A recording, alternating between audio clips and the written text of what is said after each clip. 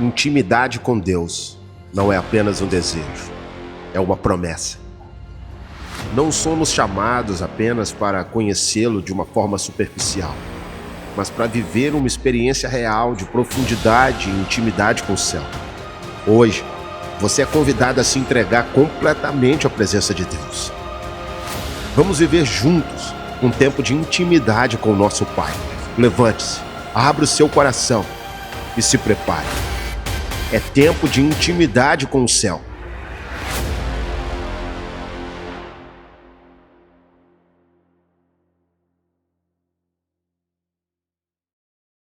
Uma coisa que virou até um dito popular, uma frase que virou um dito popular. Você colhe aquilo que planta. Virou um ditado popular, né? Mas antes dessa verdade cair na boca do povo e virar um ditado popular, ela é uma verdade bíblica. É um princípio estabelecido pelo próprio Deus sobre todas as pessoas. A lei da semeadura, comumente aplicada a questões financeiras, né? Quando a gente fala de lei da semeadura, nossa mente já vai logo pensar em prosperidade. Mas a lei da semeadura, ela deve ser aplicada a tudo em nossa vida. Então, em todas as áreas da nossa vida, não importa em que área você sonhe, em que área você planeje, ela vai ser aplicada, quer você tome consciência disso ou não. Nós vamos inevitavelmente colher aquilo que estamos plantando. Então, eu não sei se você já se deu conta disso, e se você ainda não se deu conta disso, talvez Deus te trouxe aqui para que hoje você possa despertar. Todos nós estamos lançando sementes enquanto nós caminhamos. Você já se perguntou que tipo de semente você está lançando enquanto caminha? Porque a gente espera ter uma boa colheita, ter um bom resultado, mas eu vou colher de acordo com aquilo que eu estou plantando. Então, que semente é essa? Que espécie é essa de semente que eu estou plantando? Porque segundo a sua espécie, será o meu fruto, o meu resultado. Então, se você tem consciência disso ou não, você está lançando semente. Então, hoje é hora de se posicionar e começar a ser intencional em lançar a boa semente de uma vida rendida ao Senhor. Essa é a melhor semente que qualquer pessoa possa escolher plantar, se quiser viver uma vida plena, se quiser essa boa colheita de ter uma vida regada pela presença do Senhor. Você precisa escolher intencionalmente plantar a boa semente da rendição ao Senhor Jesus, da obediência a Ele e de um caráter santo. E isso não é barganha com Deus. Lá em Gálatas 6, 7, 8 vai dizer que aquilo que o homem plantar certamente ceifará. É resultado, é atitude, consequência. Escolha, consequência. É resultado daquilo que nós escolhemos. Mas quantas vezes nós ousamos nos queixar contra Deus a respeito dos nossos sonhos não realizados, dos nossos planos frustrados, dos nossos planos que não deram certo, das coisas que não saíram como nós planejamos, sem perceber que aquilo ali é apenas o resultado. É uma colheita de acordo com o tipo de semente que nós escolhemos plantar. Às vezes, sem nos darmos conta, mas escolhemos plantar. Quantas vezes nós obtemos resultados ruins partindo de atitudes mal tomadas ou tomadas por impulso, de palavras lançadas no calor da raiva, ou de rebeldia em não fazer aquilo que você sabe que deveria fazer, que o Senhor já te direcionou a fazer, ou aquilo que você deveria falar, como você deveria conduzir, e você fez ao contrário, você fez da sua maneira, você quis viver a vida à sua própria escolha. Lamentações 3:39 vai dizer: de que se queixa o homem? Não é dos seus próprios pecados? No final das contas é só disso que a gente se queixa, das nossas próprias escolhas, das próprias sementes que nós escolhemos lançar pelo caminho. Então, mais do que sabiamente escolher a boa semente para plantar, como eu disse no início, nós precisamos nos dar a um trabalho de regar essa semente, de arar a terra e de cuidar dela, até ver o seu bom fruto. E quando nós fizermos isso e o fruto estiver pronto, nós iremos ter uma colheita tão satisfatória que vai nos fazer ficar como quem sonha. É sobre isso que nós vamos falar hoje. O título dessa mensagem do Senhor para você hoje é Semeando em Tempos Difíceis. Abra sua Bíblia comigo no livro de Salmos, no Salmo 126. Eu vou ler na versão NVT, mas você pode acompanhar na sua versão. Salmo 126.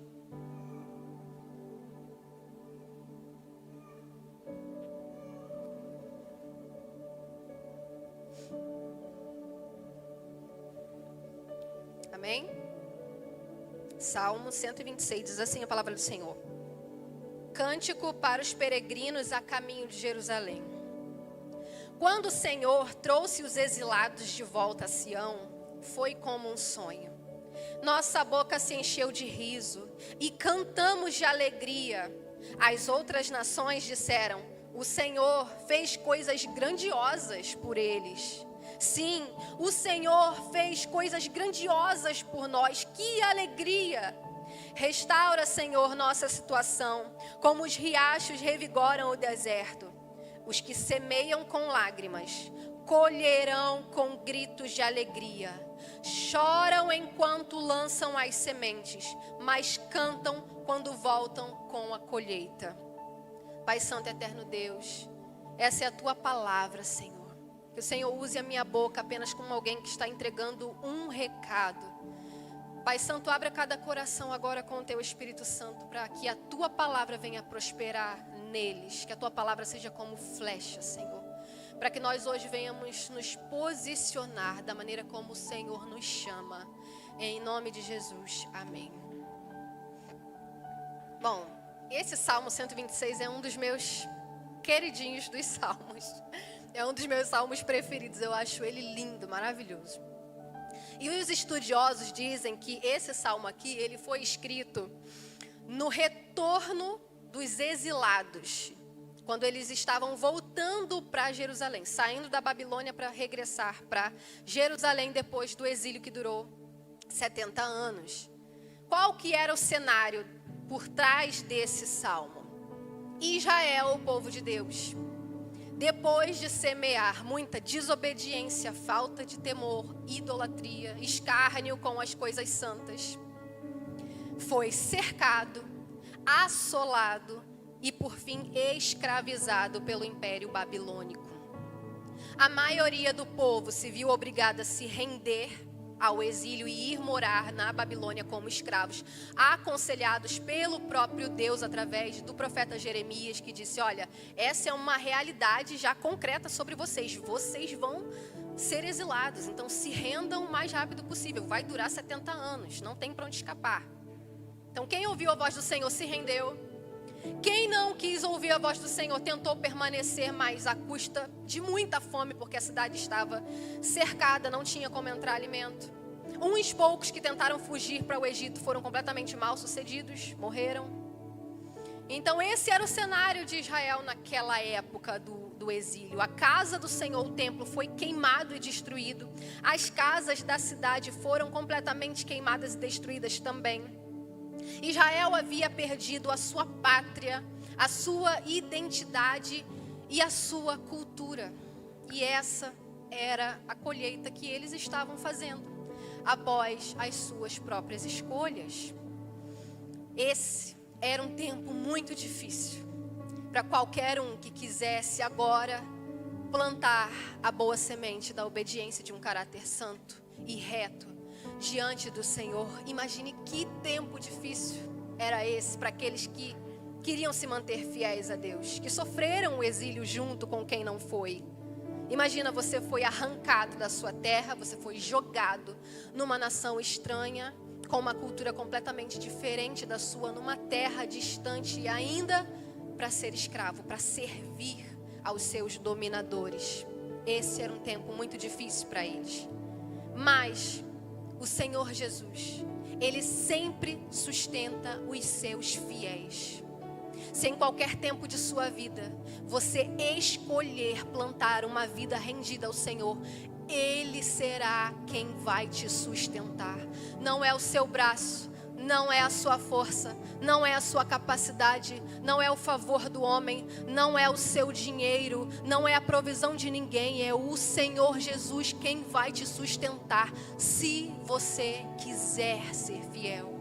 Se você quiser ser achado fiel. E mesmo num tempo em que as coisas parecem ser inversas, onde há negociação de valores e o certo parece errado, o errado agora é que virou o certo, onde a corrupção é extrema, onde há escárnio com as coisas santas como nunca houve, onde há pressão de todos os lados para que você ceda à cultura da sociedade, mesmo num tempo como esse, o Senhor sustenta os seus, assim como fez com Israel no tempo do exílio. Houve aqueles que não se dobraram, que não se renderam à pressão à sua volta, estavam lá no meio da Babilônia, no meio de um povo idólatra, mas permaneceu plantado no Senhor, e o Senhor sustentou esses.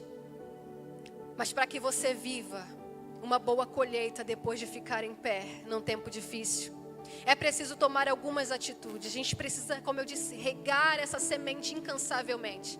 E a primeira coisa com que nós precisamos regar a semente num tempo difícil é com as nossas lágrimas.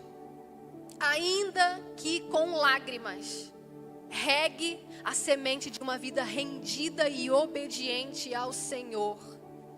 Eu não sei que tempo você está vivendo hoje. Talvez hoje você esteja vivendo um tempo de bonança e você pense, nossa, mas essa palavra não é para mim.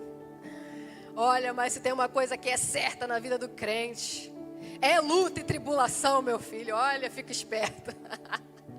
Eu costumo falar com as minhas discípulas que a nossa vida é assim, né? É uma montanha russa. E é feita de estações. Hoje a gente está vivendo o tempo da bonança. Amanhã a gente está vivendo o tempo da tempestade.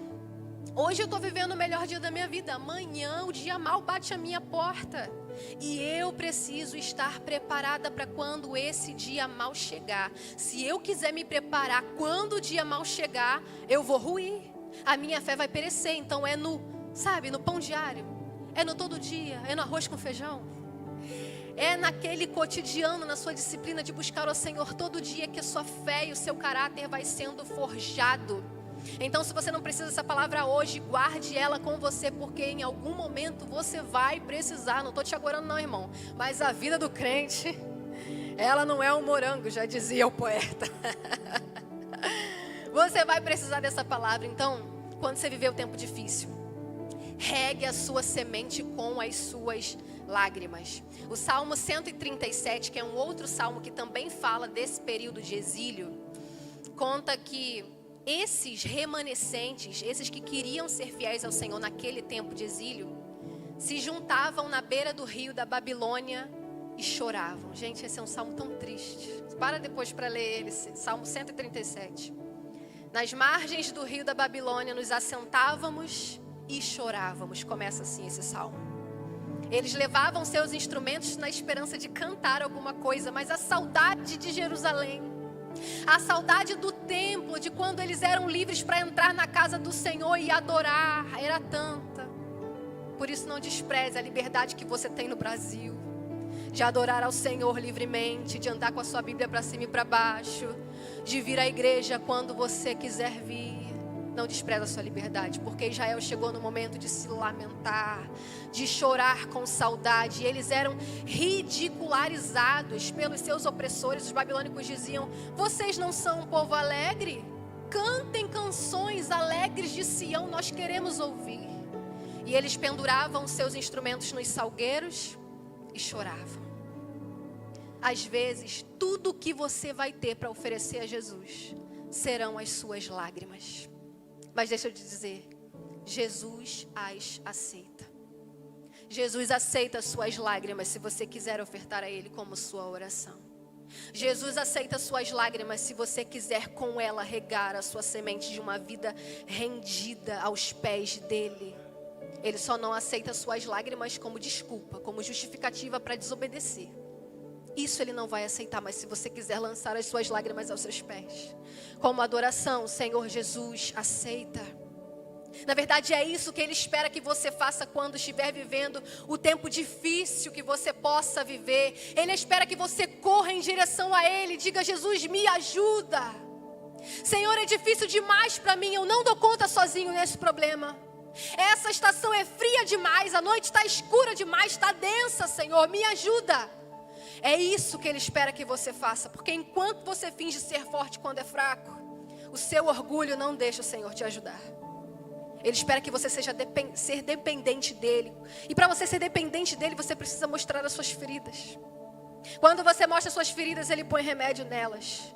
Quando você mostra as suas fraquezas, Ele mostra para você que Ele é forte, que Ele é a sua força. Do fraco, Jesus é a força. O abatido, Ele levanta. O oprimido, Ele exalta. Jesus é tudo que nós precisamos em qualquer momento que nós passemos, mas principalmente nas noites escuras do dia mau. É quando nós mais precisamos dessa destra de justiça do Senhor Jesus. Só que muitas vezes, ao invés de oferecer as nossas lágrimas como esse mantimento para a nossa semente, como oferta para os pés de Jesus, nós oferecemos a Ele como desculpa, como as nossas justificativas. O ser humano é tão adaptável que até no sofrimento a gente encontra conforto. Já parou para perceber isso? A gente se adapta a todas as circunstâncias. Então, por pior que seja a sua circunstância, se demorar muito ali, se você não se esforçar para sair dela, você vai achando conforto e você vai ficando lá prostrado. Muitas vezes nós pegamos a nossa dor e fazemos dela um troféu.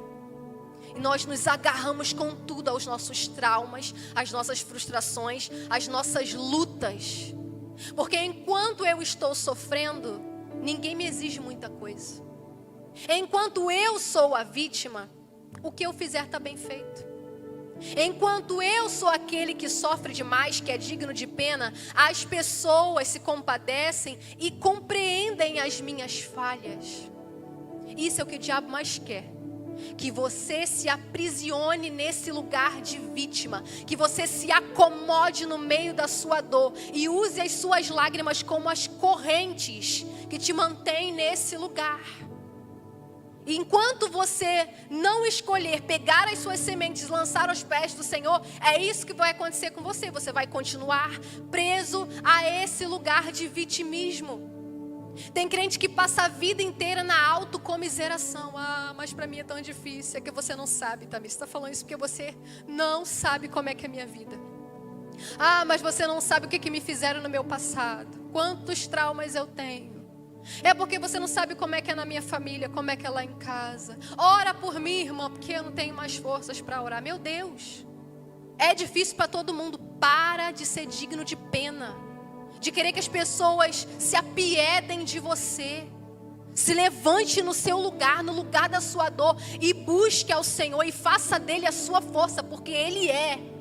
De todo aquele que quiser, Ele é a força, Ele renova, Ele restaura e Ele sustenta.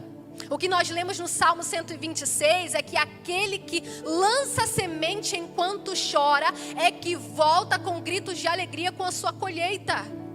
Então, meu irmão, eu choro. Eu não finjo que está fácil não, eu choro. Mas eu choro dando glória a Deus. Eu choro, mas eu oro. Eu choro, mas eu obedeço. Eu choro, mas eu sirvo. Eu choro, mas eu prego a palavra. Eu choro, mas eu continuo progredindo. Eu choro, mas eu continuo dando bom testemunho do Senhor. Não é fingir que não tem dor. Não é fingir que é fácil. Que o tempo que você está vivendo é fácil quando é difícil. Não é fingir. É saber que apesar da dor, apesar do choro, apesar da circunstância ruim, o Senhor Jesus é aquele que te faz continuar progredindo. Em segundo lugar, regue sua semente com fidelidade. A nossa fidelidade a Jesus, ela não pode ser condicionada ao tempo bom, à estação favorável. Quando tudo está difícil, é que a sua fidelidade precisa ser evidente. Não é que você precisa de palavra de afirmação das pessoas, não. Mas é aí que a tua fé é provada. É fácil a gente dar glória a Deus quando tudo vai bem. Mas a nossa fé é testada, a nossa fidelidade e obediência é posta em xeque. Quando as coisas vão mal. Quando seus sonhos estão ameaçados. Quando seu futuro é incerto. Quando você não tem que se apoiar senão em Jesus. É quando o vento é contrário, quando as coisas saem do trilho, quando suas emoções estão afloradas, quando parece que você vai perder o controle. É aí que a sua fidelidade precisa ser evidente. É aí que mais você precisa plantar fidelidade ao Senhor, regá-la. Israel havia perdido a sua pátria, como eu disse, por causa do pecado. Mas no meio daqueles que pecaram, haviam aqueles que queriam se manter fiéis ao Senhor e que permaneceram fiéis no exílio. Eles podiam dizer assim: de que me serviu ser obediente a Deus? Olha onde é que eu vim parar. O Senhor não impediu isso, não impediu que eu viesse exilado como todo mundo, que eu sofresse como aqueles que pecaram, me colocou no mesmo saco que todo mundo. Então agora eu vou dançar conforme a música, eu vou viver conforme os babilônicos. Não me jogou no meio de um povo idólatra? Então agora você é idólatra também. Não é assim que a gente faz? Que a gente faz pirraça desse jeitinho. Mas aqueles que foram fiéis na bonança permaneceram fiéis na tempestade. Aqueles que foram fiéis ao Senhor quando estavam em Jerusalém permaneceram fiéis no meio da Babilônia, no meio de uma cultura idólatra. Porque eles criam que o caráter do Senhor não muda com as suas circunstâncias. É nisso que precisa estar firmada a nossa fidelidade ao Senhor. Eu só vou conseguir me manter fiel a Deus em todas as circunstâncias se eu não duvidar em nenhum momento disso, de que o caráter do Senhor não muda com a minha vida mudando. Como eu disse, hoje a gente vive o tempo da bonança, amanhã pode chegar a tempestade de uma hora para outra, mas o Senhor permanece o mesmo. Então não é porque eu vivo o dia mal que o Senhor agora ficou ruim. Que o Senhor é um Deus injusto, que Ele é um Deus tirano que não ouve as minhas orações. Mas quantas vezes nós condicionamos se vamos dar glórias a Deus ou não, de acordo com a colheita que vamos ter.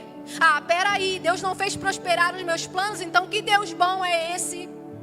E quando nós não ousamos verbalizar, é isso que passa por trás dos nossos pensamentos. Nós não ousamos verbalizar para ninguém, mas em nosso coração é essa verdade que está lá. Nós questionamos o caráter de Deus de acordo com aquilo que recebemos dele ou não. A sua fidelidade não pode estar condicionada ao cumprimento dos seus planos. Deus não te deve o cumprimento dos seus planos. Ele não precisa provar a sua benignidade, a sua justiça, de que Ele é digno de honra, de que Ele é digno da sua fidelidade. Porque se você for infiel, Ele permanece fiel, assim diz a palavra. O seu caráter é imutável. Ele não precisa que você dê honra a Ele. Quem precisa é você.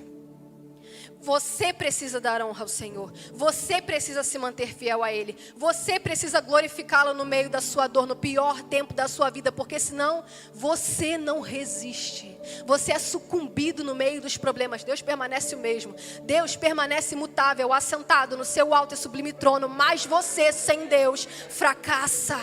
Você é engolido pelo pecado. Então lute para se manter fiel ao Senhor, independente daquilo que você veja Ele fazer ou mudar ao seu favor. Esteja pronto para ouvir os nãos de Deus e se manter fiel a Ele. Os olhos do Senhor passeiam sobre a terra. A palavra do Senhor diz em 2 Crônicas que os olhos do Senhor passeiam sobre a terra buscando aqueles que são inteiramente dele, para que ele se prove forte para com eles. Nós esperamos tanta coisa do Senhor, exigimos que Ele faça tantas coisas, mas o meu coração é totalmente dele. Eu estou completamente rendida a Ele. Um pastor americano muito renomado, que não me recordo o nome agora, após uma semana de enterrar a sua esposa, perdida para o câncer, subiu no altar para pregar. E toda a sua igreja, uma igreja gigantesca, ficou apreensiva. O que será que esse homem vai pregar depois de uma semana que a sua esposa faleceu. E aquele homem disse o seguinte: a única oportunidade que nós temos de louvar ao Senhor em meio à dor é hoje, é agora, é nessa vida. Porque haverá um tempo em que tudo isso terá passado. Ele enxugará dos nossos olhos toda lágrima. Não haverá mais dor, não haverá mais tristeza, não haverá mais morte, não haverá pecado. Então a única oportunidade que você tem de honrar o Senhor com a sua fidelidade no tempo difícil é agora. Enquanto a sua circunstância diz para você não dá para ser fiel, é aí que você tem que se provar fiel. É quando as pessoas fazem pressão para dizer tudo bem você falhar. É você se manter aos pés de Jesus, dizer eu vou obedecê-lo, eu vou honrá-lo, eu vou servi-lo, ainda que tudo à minha volta diga que não dá para fazer isso. Os olhos do Senhor querem encontrar os seus fiéis no meio de uma geração corrupta e que negocia valores. Querem encontrar aqueles que não vão fazer isso, mas que vão gastar a sua vida aos seus pés. Em terceiro lugar, regue a sua semente com esperança. Os remanescentes de Israel que escolheram plantar a boa semente da obediência, de um caráter reto diante do Senhor, regado a muita lágrima, se mantendo fiel a Ele, só conseguiram fazer isso porque os seus olhos estavam nas promessas do Senhor que não passam, que não voltam atrás. Eles sabiam que aquele que os feriu era o mesmo que os curaria, que aquilo que ele prometeu, ele iria cumprir. Havia uma promessa dada através do profeta Jeremias, que aquele exílio duraria 70 anos e que depois disso o Senhor os restauraria, os faria voltar para Jerusalém, bem como lhes daria um rei que governaria num trono de justiça. Era dessas palavras que eles se alimentavam, era esse farol que lhes dava norte naquela noite escura, naquele tempo difícil. Era essas palavras que os faziam ficar de pé, crer que aquilo que o Senhor disse, Ele vai cumprir. Nenhuma de suas palavras jamais deixou de se cumprir. Dessa vez não seria diferente. Então, no que é que você se agarra? Onde você põe a sua esperança? Onde você está firmado? Onde está o seu foco? Quando o tempo é difícil demais e você ainda precisa plantar algo bom. Quando você ainda precisa permanecer no Senhor e o vento sopra contra você querendo te derrubar. Onde você se agarra? Em que você põe sua esperança? Onde você põe seus olhos? É no terreno, que é pedregoso, seco, árido e dificulta o plantio? É na falta de ferramentas adequadas para o plantio? É na pouca mão de obra que você tem, que talvez seja só a sua mão de obra mesmo? É nisso que você põe os seus olhos? É nisso que você se agarra? Porque no final das contas, em que nós colocamos a nossa esperança vai determinar se ao fim de nossa vida nós vamos dizer valeu a pena, eu estou como quem sonha ou não. O Senhor cumpriu a sua palavra. Após aqueles 70 anos, Ele restaurou Israel, os fez voltar.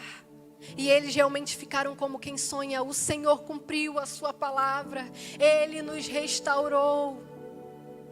O Senhor cumpriu a sua palavra, bem como deu-lhes um rei, que não governa num trono feito por mãos humanas, mas governa sobre um povo, todo aquele que nele crê e a Ele aguarda. Jesus é o seu nome.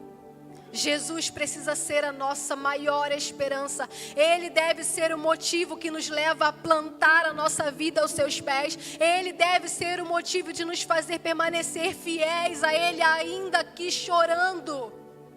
Porque enquanto eu viver, por mais que eu alcance meus sonhos, seja bem sucedida em meus planos, por mais conquistas que eu tenha, eu ainda terei que lidar com o dia mau, eu ainda vou ter que lidar com o choro, eu ainda vou ter que lidar com a perda, com a dor, com o luto, com a escassez, eu vou ter que lidar com a tristeza. Mas a minha maior colheita é morar com o sol da justiça a minha eternidade inteira.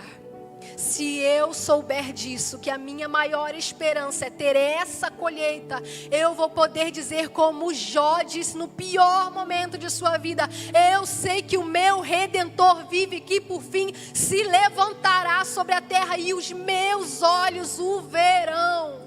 Essa precisa ser a nossa maior esperança, o nosso maior sonho, a maior colheita que queiramos alcançar, viver eternamente com o sol da justiça, o Senhor Jesus. Se eu viver para os meus sonhos, pelos meus sonhos, no final da minha vida, a minha colheita, minha última colheita, ainda será morte. Mas se o meu viver for Cristo, a minha colheita será vida, e vida em abundância. Amém, amém, Jesus. Curve a sua cabeça no seu lugar e vamos orar. Senhor Jesus, muito obrigado pela Tua palavra, Senhor, porque ela nos alimenta, nos abastece, nos fortifica e nos edifica, Senhor, na rocha que é o Senhor Jesus Cristo. Obrigado pela Tua misericórdia e a Tua paciência conosco, Senhor, em nossas fraquezas, em nossos lamentos, em nossos questionamentos, Senhor. Mas eu oro, Pai, para que essa palavra produza fruto dentro de nós. Que mais do que colheita do lado de fora, Senhor, essa palavra gere fruto digno de salvação dentro de nós, Senhor. Então, em nome de Jesus, confirma no coração de cada um, Senhor, a rendição ao Senhor Jesus. Em Teu nome nós oramos. Amém e amém, Jesus.